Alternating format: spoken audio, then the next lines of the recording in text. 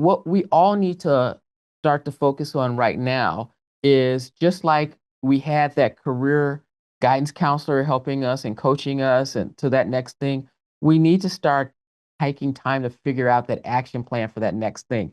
And once you start to figure out, I need to form a retirement identity and understand my ideal self, you start to self motivate and become excited about it. Welcome to the Be It Till You See It podcast, where we talk about taking messy action, knowing that perfect is boring. I'm Lesley Logan, Pilates instructor and fitness business coach. I've trained thousands of people around the world, and the number one thing I see stopping people from achieving anything is self-doubt. My friends, action brings clarity, and it's the antidote to fear. Each week, my guests will bring bold, executable, intrinsic, and targeted steps that you can use to put yourself first and be it till you see it. It's a practice, not a perfect. Let's get started. Okay, Be It Babe, this conversation is really cool. It's really, really cool. I'm going to introduce it in just a second when I introduce the guest, and it might be something like, I don't really need to think about this. You do. Yes, you do. And I actually am really excited once I hit in on this because Brad and I have already talked about this topic with each other, but we've actually not dove into what retirement looks like, right? Like, what does it look like? Who are we? And I think especially if you're an elder like me, you're like, I'm still trying to figure that out for my work stuff. But there's an even bigger reason for us to think about it now. And Gregg Lunceford is going to explain that to us. And it's going to give you so much inspiration and joy and excitement and possibility. And I can't think of a better Be It Till You See It thing to be working on than what Gregg is going to offer us up today. So here he is. All right, Be It Babe. I'm really excited because when I met this guest, I was like, hold on. This is very different. This is a whole different attitude to have about fine. We're going to talk money. And I know some of you want to like put your head in the sand and ostrich out, but we're going to talk retirement. We're going to talk about some really cool things, also just thought process to have. And we have an amazing guest. The first person to ever make me think of this in a different way. Gregg Lunceford from Mesirow is here to rock our world today. So Gregg, tell everyone who you are and what you do. Hello, Lesley. Thank you so much for the opportunity to be on your show. My name is Gregg Lunceford. I am a career professional in financial services. I work for a firm called Mesirow Financial in Chicago. We have locations across the country and some overseas. I am a wealth advisor. In addition to that, I am also an academic researcher, and my field of study is retirement transition. And so what I work with clients on is getting them not only to understand the financial part of retirement, but also the social emotional components of making the transition and how it is unique to them because the 21st century retirement transition is much different and way more dynamic than most people think, having watched others do it in the 20th century. This is so cool because you're not like our grandfather or father's like financial planner. You are actually thinking like deep about the person. And that I find, I don't think I've known anyone who does that. Like usually it's like, here are the numbers, here's your sheet, let's put this in, how much money do you want to have? And like, that's it. But you've brought more personality to it and also more emotions to it. How did you get started in that?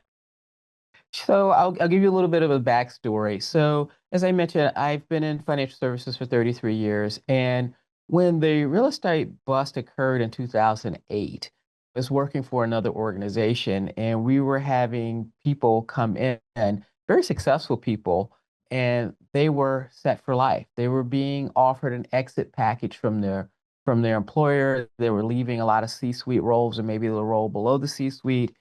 And we were having meetings with them to prepare for retirement. And we would go through all the financial numbers and something still wasn't right. And what I was noticing was they were hesitant to make the retirement decision, even though the company was saying, look, we giving you this excellent opportunity to exit early, it will create cost savings for us, it will create great financial opportunity for you, especially because we were in this period of time like unemployment was going above 11%. Yeah. And so here's the opportunity to take this nest egg and be good, which was counter to what we were taught in our industry when I came in the industry that, exiting out was an economic choice, that once you hit a certain number, then you would go look for activities of leisure because work can be depressing and daunting and stressful and all those kinds of things. And even when I was watching, commercial ads from people in the industry and competitors, it would, you would see something that goes, and I won't call the company, but they had a very successful campaign that said, "What's your retirement number?" Yes. Yeah, and this number would follow you down the street as if, when you I walked in remember the the door, ad. Yes. you remember that, and Yes. you look at your balance, it's like, it's today's the day. You just tell your boss, "I can't stand you," and it's over with, right? And so this was very counter to what I was experiencing. And so I started to talk to some of the senior level people in my organization. I said, "There's something going on here." And they said, "Well, it's probably because they're talking to us and they're also shopping with other people to see which company they want to work with. So go offer them a great discount because it's probably all things equal, and it's just they're being sensitive about numbers." Once again, making this an economic choice. Yeah. So we would do that, and what I recognize is the sales cycle got even longer. And so I would go back to them and I said, "Have you been looking at the trends for our sales cycle?" And you would think that these would be quick, easy sales, because people are supposed to be running out of the door, and they took longer. And so I said, there's something we don't understand about someone who is at this stage. And the feedback I got was, if it's something social emotional, there's nothing we can do about it. If someone's afraid about running out of money, you can create an annuity product to take care of them for life. If somebody's worried about interest rates going up, you can create a product that deals with interest rate sensitivity. But nothing can deal with how a person feels. And I didn't accept that as an answer. I thought that was wrong, because the way I view it is, clients hire us and they trust us, and we can do a better job the more we understand the client beyond just their finances, right? And I felt like there was a big problem here. So I basically said, I want to go back to school and study this. And I negotiated for time to be in class, and I got it. And so I went to Case Western Reserve University. I got into a PhD program there, and I did 4 years of PhD study and lots of studies trying to figure out what are the social emotional factors as well as the financial factors that a person considers when making the retirement decision.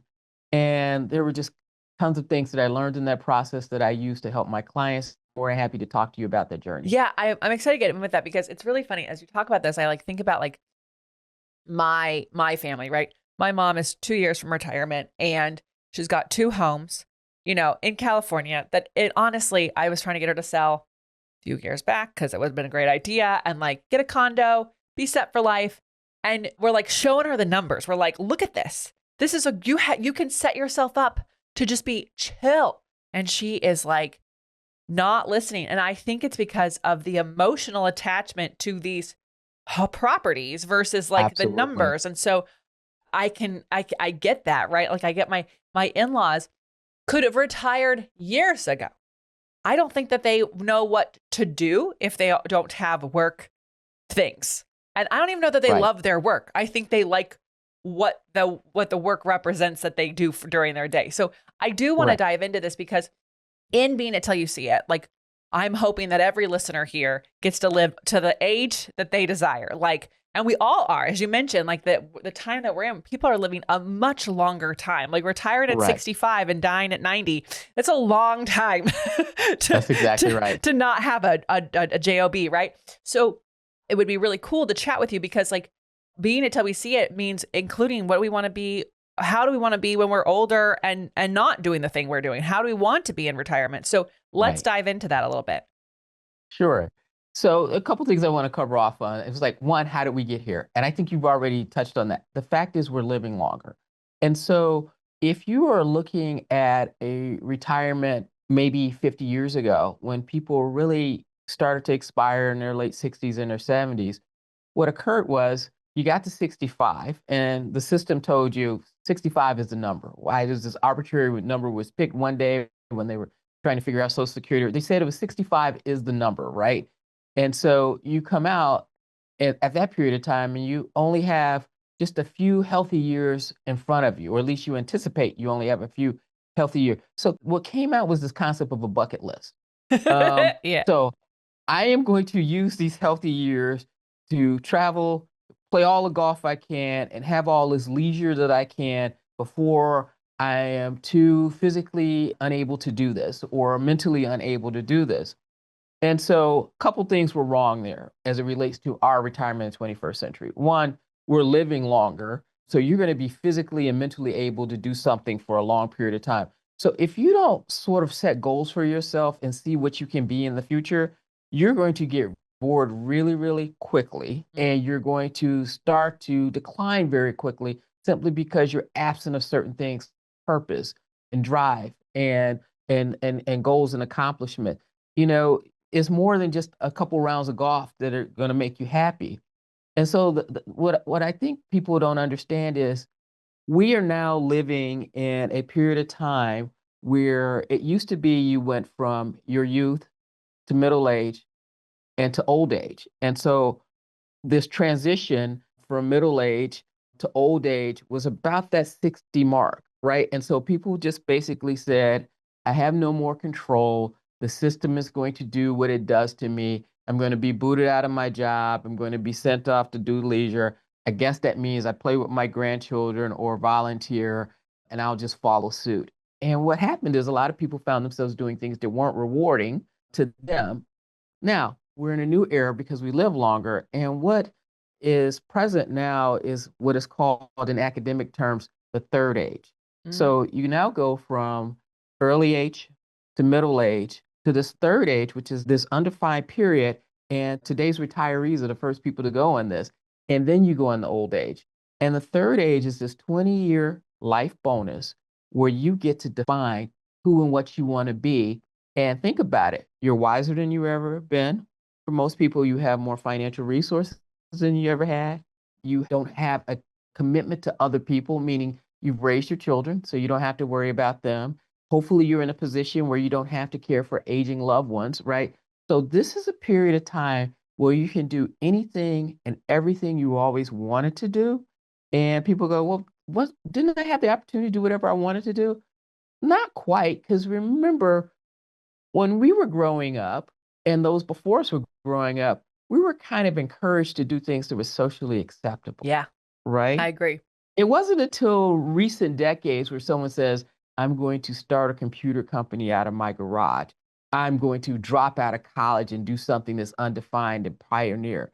So the current generations entering into retirement have never developed this proactive protean behavior the way maybe millennials and Generation Z has, I right? I I completely agree because like I mean I feel very lucky that even though I was raised very much by like almost a boomer and a hippie, like I do have a career where I am doing whatever I want. I'm an elder millennial, so I have that. But I have friends who are just a few years older than me, and I don't think that they don't have hobbies. If they have a hobby, it's going to the gym. You know what I mean? Like it's like they Right. don't really have things. So outside of their work, it's like, what do you do for fun? Are you kidding? Like there's no, and so I feel like what you're getting at is like, no one has actually spent time thinking like, but what do I actually want? How can I dream about that? Right? How can I make that so exciting that I want to take a retirement package or that I'm excited to, or I have this, I'm not just like, oh, let me go play golf 3 times a week. Like what else? I have no Right. purpose. I think it's really fascinating that there is a good chunk of like, I would say probably over 45 who don't really, they're exploring it, but don't know. And how do you figure that out? So let me ask you a question, Leslie. What is your earliest memory, or how about how old do you think you were when someone first asked you what you wanted to be when you grow up? I remember being in elementary school, and I'm sure it was asked Uh-huh. of me earlier because the Okay. people have told me that I said something different earlier. But I remember in 4th grade, I had to like write a poem about who I was and what did it feel like and what did it sound like and what Mhm. did it look like. And I said a judge, you guys, that should shock everyone.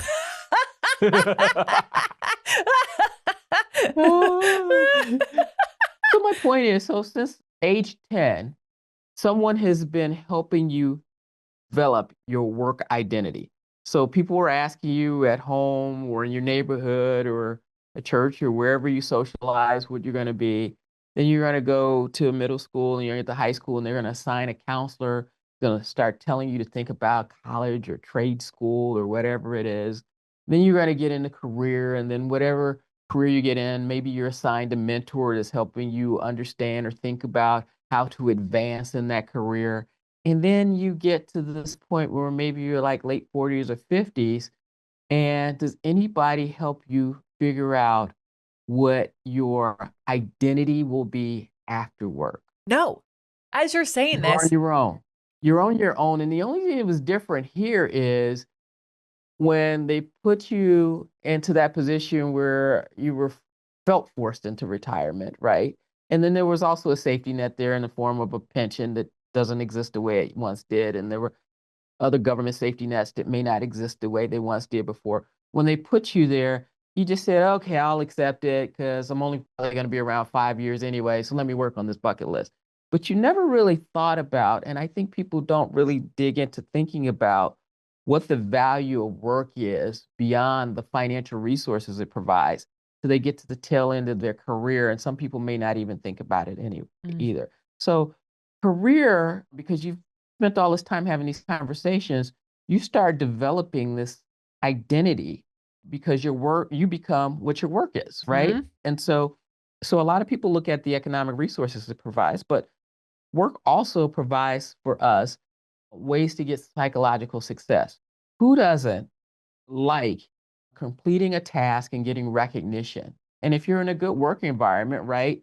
Everyone says, let's applaud Leslie because she did this for the team, which created this opportunity for the company, which created this value that she should be recognized for, right? yep. So that's very important. That gives you a reason to get out of bed. That gives you a reason to thrive. And that has some value when you walk out of the work environment. How do you replace that when you go into this third age? The second thing is work provides socialization. No matter what you think about your work colleagues, if you like them, that's great. That gives you somebody that you want to see every day, that you become personal friends with, that you grow with, that you learn to care about. If you hate them, that gives you something to laugh about at the end of the day. You know what that idiot Bob did today again, right? I mean, that gives you more than you think, right? And so work provides socialization. And then the third thing that work provides that we often overlook is structure in your day, what to do with your time, Mhm. right? And so for a lot of people, when they don't have somewhere to go, something to do that makes them feel accomplished, and people to be around that they enjoy or either get some form of comical satisfaction from, they're lost when you put them out there on their own. And so, what I learned and through my research is this transition for a lot of people is the first career transition that they've made independently, and it is scary. Yeah. I mean, when you put all that together, and I'm just like going, wow, people aren't one of the questions we've got on the pod is like, how do you make friends as an adult when you move to a new place? It's like, I Right. mean, for us, we work for ourselves. So like we didn't have a place to go to make, so my Right. husband and I have a different experience in like how to find socialization and structure to our day. And, like we've had to make it happen. But for so many, my dad, he quit his he quit his security job. Yes, guys, my 72-year-old father was a security guard, but he quit it because he got frustrated. Anyways, he is back working as a crosswalk guard because he's like, I'm bored. I have nothing to Right. do. And I'm like, but dad, we could get a hobby, we could play these games, like all this stuff. And it's because he never, ever, ever in his whole life did anyone ever encourage developing the skills outside of work. Developing a retirement identity, Yes, right? yes, yes. Developing a retirement identity. And what also makes it hard is, when you are developing a retirement identity, like I said, this is your first shot at personal freedom in life. Mhm. Okay. When you're growing up, you had to do what your parents told you to do. Then you became an adult, and then you had all these set of responsibilities. And so you were doing what people told you you ought to do. You were really working on your ought self. So if you're going to have a family, you ought to find a job that produces enough income. So you didn't really think about ideally what you wanted to do. And what's really amazing to me is I've interviewed some highly successful people do amazing things, and when I start talking to them about forming their ideal self, the stuff they come up with is so counter to what and who they are. It is amazing to me. So I get heads of surgery or successful attorneys or engineers to say, I want to learn how to write mystery novels, or I want to start a rock band. And so what it points to me and what comes out to me is these are probably things that they wanted to do in their teens and their early 20s all along, but they couldn't do that because society told them these are not the things a person ought to do. Mm-hmm. If they want stability in terms of income, if they want respect in their community, if they want, the structure that allows them to have a family and not have to worry about certain things. And so now you get to this third age, and that's all off the table. You're wiser than you've ever been. You have more financial resources than you've ever had. You have more personal freedom. Now you get to really, for the first time, work on who your ideal self, not your ought self, who you want to be. And if you get it right, you're the only person you have to hold accountable. If you get it wrong, you're the only person you have to hold accountable. And so some people go, well, Greg, what does it have to do with money? Yeah. I think people who don't take time to find this identity burn through a lot of money trying to find themselves. Oh, Right. And so yes. when I first started this journey, I was trying to find a cohort of individuals that had finished their career, achieved financial success, and had 30 years ahead of them. And what were their behaviors? And where you consistently see this is with professional athletes, Yes. right? Yes. You're out of the game early, Yes. right? You're in your 30s, and you're Tom Brady, you're 40, but that's the long game. But you're really out in your late Mm-hmm. 20s, your early 30s. You don't have financial concerns, right? And what is the behavior? And sometimes we demonize athletes for dysfunctional behavior after the game, but all they're showing us is who we are going to be if we don't develop a retirement identity. Yes, Greg, you are 100% correct there. I think most people say they don't know how to manage their money. And to your research and what we've been talking about here, it's not about managing money. It's about they don't know who they are without their sport because for those people, they spent literally since they were a child Correct. being that sport and getting so many accolades. And then all of a sudden, no one cares. No one pays attention to them. For the most part, they're not going to be on TV. Like that's it. And so I think you're spot on. It's not about the money responsibility, although they might need to learn some. It's about who are they now that they're not playing. Right. And so then you go, well, this athlete just went broke because they put all this money in his business. Well, they're trying to get the same accolades in business that they got in sports, right? They're trying to replace that identity that made them feel good, made them feel accomplished. And some people are very successful at it, others aren't. But my point is, there has to be a roadmap to get that. Yes. And it doesn't always have to be in business. It could be in your civic activities. It could be you learning to act or you becoming a sport. But you have to, first of all, imagine who your ideal self is. Mm. And just like you were coached and you read and you trained to build that ought self, hopefully for some people, a lot of people, the ought self is their ideal self. And they're usually entrepreneurs like you, where you say, you know what? I'm not going to go the normal path. I'm going to carve a path for myself, and entrepreneurship gives me that freedom.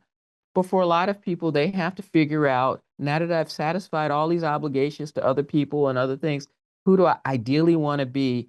And then work at, how do I get there? Because if you go in there blindly, you're just the same as that person that was in sports or any other industry. You're just trying to find this quick hit to replace all of these accolades or psychological successes you got, and you can blow up a lot of money doing that. So the well-being comes from getting all of these components right, not just as we were taught in the 20th century, just making sure you don't run out of money. Greg, this is insane. So okay. So I love all of this. And it's like so aligned because I'm always like, you're not gonna get it right the first time. Like we have to ditch perfection, which of course in workplace, it's very honed. Like check the box, do it right.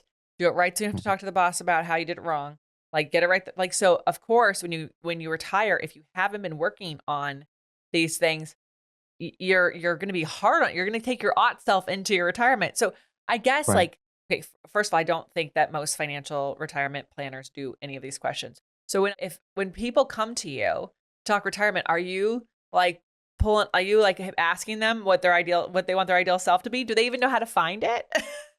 What questions do they have to ask themselves? Well, we have a lot of conversation about, not only can you financially afford it, we can put some numbers and some software and come up with that answer pretty quickly, right? Hmm. But we also have a conversation about what do you think your lifestyle will be and why do you think this is right for you and what do you want to accomplish? And some folks will come in and say, "Hey, I think I want to start a small business," right? And so we might talk about them, and they don't want they don't want work again in the way they want it, but they want something to do that is work on their own terms. Hmm. So a lot of this is you changing the terms of what you're doing.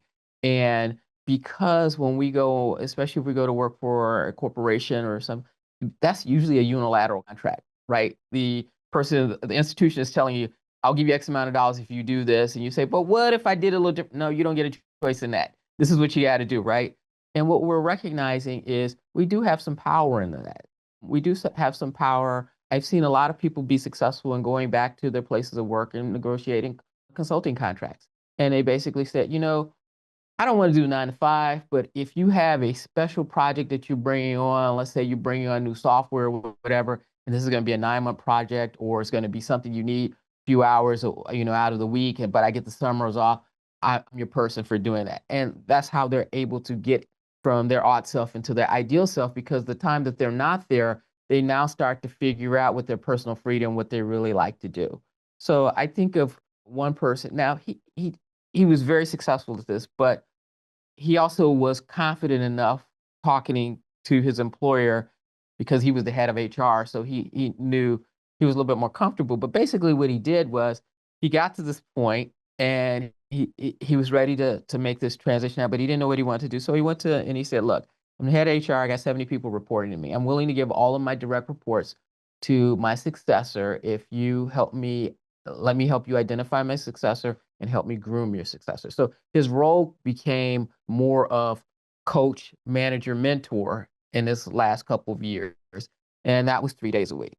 He said, the other day a week, these are institutions, nonprofit institutions that we as an organization support. I want one day to volunteer with one of them. And so now they get a free executive for one day a week. That was great for the company. Worked out well. And he said, then the fifth day of the week, I just want a day off. I want to see if I really enjoy leisure.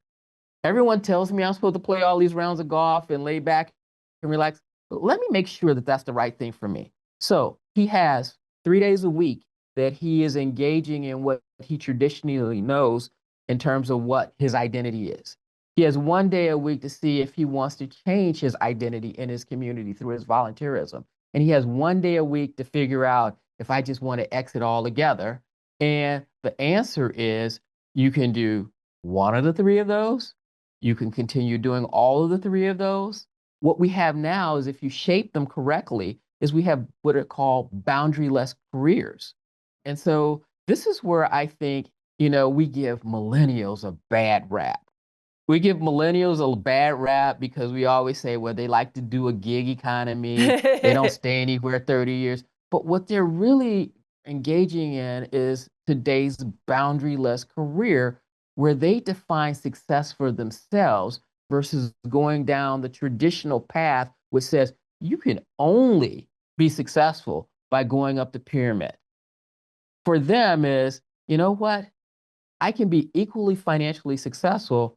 I can gig here, gig there, and add it all together, or I can and get this personal freedom and know how to negotiate so that I'm spending more time, just as much time developing my ideal self as I'm developing my odd self. Oh my gosh, Greg, you just like, I think you're the first person to ever give the millennials a compliment. So thank you. Constantly find myself defending I'm like, what are we talking about? Like, we're not bad. We're a group that's had to really fight, like figure things out because Right, when we came into the world where we got a job, like right, everything was so uncertain, between 9/11 and between that's when I went to college and then I got out of college and it was like the recession. Like there's not been an opportunity to have a certainty of a 30-year career. But I think what I love about your saying is like, we've actually been spending our careers figuring out who we are and like spending time doing that. And I am obsessed with what the example of the guy you gave, because I think so many people can start playing with that right now. So many companies are You looking to can. go to a 4-day work week. You know, like so many places are looking to have like, okay, you're in office for some days and you're at home for other days. Like we can look at those opportunities as ways to figure out our retirement identity. Right. And a lot of us get stuck in this, oh, well, I work for this large corporation, they're inflexible. There are a lot of small, medium-sized companies that are in growth mode that model works very well because that's what they can afford. And they need the institutional knowledge and the wisdom. You got to be able to, and this is where we go back to talking about boundaryless careers. You got to think about all of the universe and parts of it you don't even know exist. This is where your personal curiosity has to kick in to get what you want. Yeah. Yeah. Okay, Greg. So I feel like you are a unicorn though. Like I really do feel like, because I mean, obviously, what a cool company that they're like, yeah, go take 4 years to figure out this idea you have. And then like Well, no, obviously, they didn't. They weren't that okay. cool. That's why I'm here. I was with Okay. another company. Okay, that's cool. I took a lot of flack as I was doing this, and because people were going, we don't understand why you're doing this, right? And we don't understand your need to do it. There were a few key executives that said, they were really supportive of me, but overall, it was, I was sort of like I was trailblazing, and people were going, you have a very good set of responsibilities here that you could be highly successful. Why do you want to tinker with the mousetrap? And I said, I think this would make me a better advisor to my clients if I came to understand this. Now, back then, there was no one talking about psychology. I'm a certified financial planner. Now, the CFP exam, as of I think like 2, 3 years ago, 11% of the exam is psychology now. But I Oh, was I was in a very uncomfortable space, but I believed I was right. So when you start talking about, be it till you can yeah. see it right. I was in a very uncomfortable space, and this is my book, Exit from Work. I write about it in my book, but I am glad I had the journey because I feel as though I'm a better professional and my clients appreciate it. Yeah. I mean, like, years ago, I read the book, The Psychology of Money, right? I think that's what it's called. Or maybe it's called Profit, but I think it's money. And like I said, like the type of person you have to be to get money is very different than the type of person you have to be to keep the money. And I was like, Absolutely. that's, by the way, that's like the thing I remember from the whole book. But at any rate, I remember that sticking going, hold on a second. Like we as people have to evolve, like one on the getting, Yes. two on the keeping. And that goes kind of along with what you're saying. Like, you have to understand the emotions, psychology behind all of this, because yes, spreadsheets are great, but with AI, like we don't need a bunch of people to do a spreadsheet anymore. So there's that. We need someone to help guide us to like, well, who is it? Like, where is this money going? What do you want to do with it? Like, because also, what if instead of like, okay, here comes my retirement age, what if it's like, oh my gosh, like I can't even wait, or actually I'm going part-time now and my retirement is part-time and I'm doing all these other things. Like, that's so cool that you do that. It's not easy to be a trailblazer. It's not easy to be the only person talking about it, though. Right. It's rewarding in the end. And so, and I think a lot of people find it liberating because if you got 20 years, do you just really want to do what people tell you ought to do? I mean, especially when you spent the first 60 doing that. Yeah. And so, really, what this third age is supposed to be, is supposed to be the most dynamic part of your life, right? It's a way to course correct or either enhance something that's already gone well for you versus a lot of people go into retirement because that's what retirement was when it first started off. It was really this negotiation between management and labor, where especially we were in an industrial society, so labor was more physical. Yeah. Right now we're in a service economy, so it was really more cerebral. But back then, they wanted management wanted employees who could swing a hammer so many times a minute, and that was usually somebody under age 40. And this is where we start getting age protection laws, Mhm. right? And anyone over 40, they wanted out of the workforce. So, retirement didn't start off as this, oh, this is this great thing, and they're going to write me checks for the rest of my life. It didn't start off as that. It really started off as you were really making someone feel devalued because you didn't have any. And so we've gone along with this model. It wasn't until maybe like the late 70s or 1980s when we went into this global recession where people started getting offered these early retirement packages to come out of companies because globally a lot of companies had financial issues to deal with.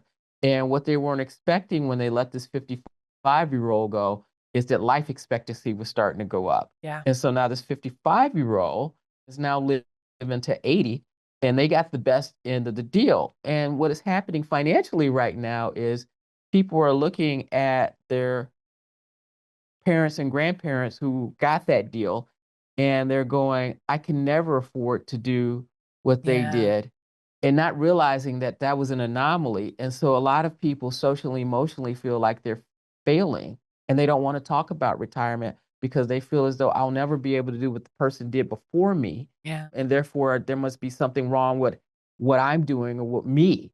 And the reality is the game is changing, and so you actually have more personal freedom than they have. And just like they walked into a unique situation, you have to craft a unique situation for you that works. Yes. That, Greg, this is, you're a historian, you're like a life coach, and like the person we all need to be thinking about when it comes to like, because no doesn't matter how, I mean, obviously we're told like the earlier you can start thinking about retirement, the better.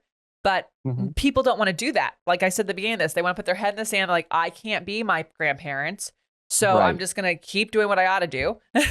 And right, like we'll deal with that later. We'll figure out the number later. But I think if we right. can like start thinking about it now, it really does allow us to curate the experience we have with work, but then also set ourselves up for that third age where we can have a really good time getting to know ourselves even deeper and not losing money along the way.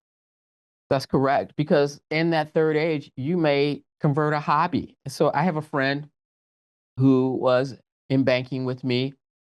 He would always go take a week or two off every year and just go to Europe and backpack. He would stay at, 2, 3-star hotels. He's like, I'm not there every day. And he would just go take the most amazing pictures. He'd bring them back to the office. And we would go, Jim, you should have an art show. And he was like, nah, they're just hobbies or whatever. And he had a art show and people started buying his art. And so, now in retirement, you know, his joy also produces income. And so he has defined work on his own terms. It doesn't even feel like work to him. And so what a lot of people who are looking at their parents and grandparents and then going, they got this pension for life and they don't offer pensions anymore and they didn't get sandwiched, so they didn't have the financial burden of raising kids and having to take care of parents. I'm stuck. I'll never be able to do that. There's something wrong. You don't understand. You now have this 20-year life bonus where you can learn to gig, you can learn I often point to the show The Golden Girls. I don't know if the creators of the show knew what they were doing or they intentionally did this, but look at that model. I think that's the model a lot of people are going to have to go to. And I think you touched on this a little bit earlier. You start talking about your father and your in-laws and, you know, we don't have kinship the way we once did. Yeah. One we have smaller families, Yeah. right? Two, geographically we disperse, Yeah. right? And so what in this planning process of your ideal self, what you also have to learn how to do is to replace kinships with friendships. So Yes. that's what was going on in that Golden Girls house. You had Dorothy and her mother Sophia that had a kinship, but where they didn't have kinship, they replaced it with their roommates, Oh yeah. with Blanche and Betty White's Yes. character, Yes. right? Yes. And so now that you have this replacement of family that you trust and you get along with, now you got 4 people to split your rent with. So that makes the money go longer, right? Yeah. Then you start talking about what went on every day. Well, sometimes they were doing volunteer work and then they had to spin off where they bought a hotel. So they basically were doing their own version of a gig economy, right? Yeah. They were engaging in as much as they wanted to or not. Then they had socialization from each other. There was always something going on in that house, right? Yes. And so, right. And then they had things to create psychological success. So I don't know if the creators of the show recognized at the time, but to me, I looked at it as sort of foreshadowing what people have to create for themselves on their own with this life bonus. And it will help them both financially as well as their mental well-being. Greg. Yes. I mean, I joke with my friends who have kids. I'm like, I just want you to know that your kid is going to have to take care of me because I don't have kids. But really, Mhm. actually, I just need to find my golden girls. My husband and I just need to find a co-op, a little commune of all of our friends who don't have kids. We actually like being with, and we could have a Yeah. great little retirement home.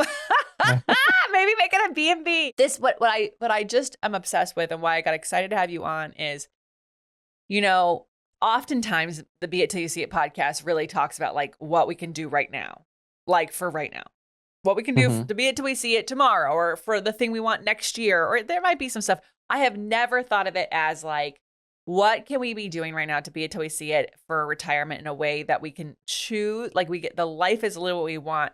And the research you've done, the education you've had, and how you've literally seen it implemented in unique ways because of all this work is so cool. It makes me excited to actually like look into that future, because like I'm not gonna look past 50 because I got things to do with my job, with the job that I created for myself. It's like, oh, hold on a second. What can I be playing with right now so that I know what I'm gonna do past 50, so that I have something to look forward to. So I'm excited about it. So Greg, what are you most excited about right now? I'm excited about, I'm writing and researching and learning about the person I'm becoming. So, and so I often joke with my clients, but I'm really not joking. They'll come back and they'll tell me some amazing experience they had. And I always tell them, leave me a list of notes so I know where to start when it comes my time. And I say that jokingly, but it's something, it is serious. What we all need to start to focus on right now is, just like we had that career guidance counselor helping us and coaching us and to that next thing, we need to start taking time to figure out that action plan for that next thing.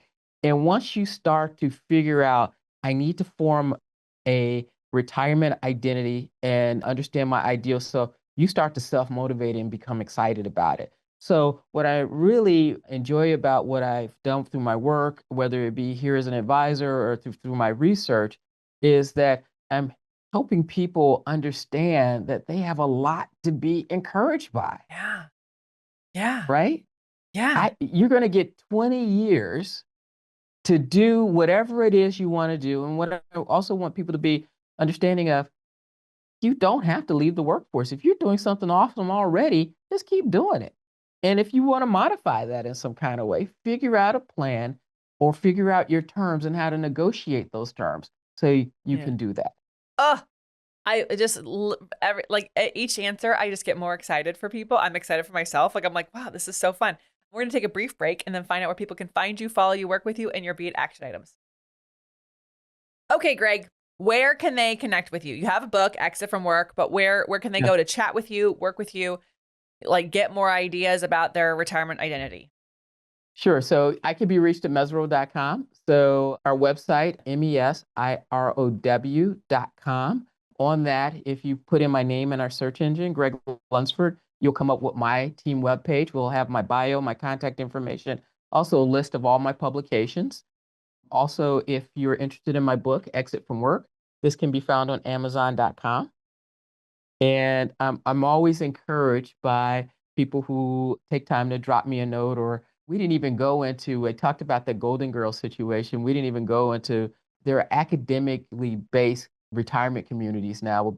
Basically, instead of the dormitory you lived in when you were in your late teens and 20s, now people are going back to retire near where they went to school. So they now have, because we don't have these kinships, they're now building friendships based on the fact that they're alumni or they love the school. And so it's sort of like this, you're living in the Golden Girls subdivision, maybe. Oh my God. So there are all kinds of things that are going on right now. And I write about it in my book too. I just want people to learn about that so they don't feel as though they're confined to what they saw their parents do. Yeah.